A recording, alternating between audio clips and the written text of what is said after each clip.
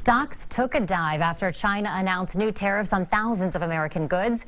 It's in retaliation for President Trump hiking tariffs last week. The Dow sank 617 points, with technology companies falling far more than the rest. KXAN's John Dabkovich shows us why Texas should pay close attention to the trade battle with China.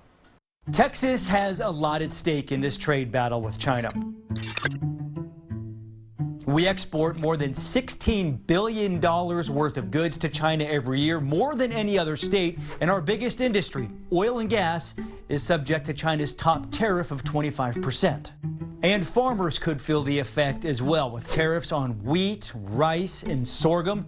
Texas produces a third of U.S. sorghum. Price of sorghum fell more than 20% during the last tariff dust-up with China back in 2018.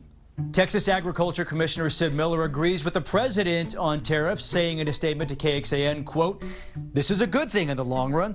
We're gaining new trading partners every day, and that is what we need in the long run in agriculture. It's all about spreading out your market risk." Then there's the stuff we get from China. Only California imports more goods from China than Texas does. President Trump has insisted that Chinese businesses are going to pay the tariffs, but even his top economic advisor has admitted that U.S. consumers will see price increases. Yes, to some extent. I don't disagree with that. Again, both sides will suffer on this.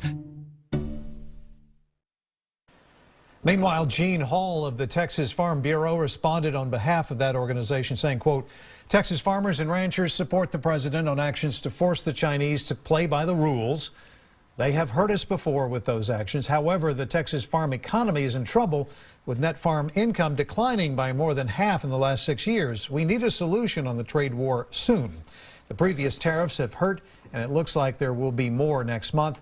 Agriculture is always a target in trade retaliation." Cotton farmers in Texas could take a big hit. China is the world's biggest cotton importer.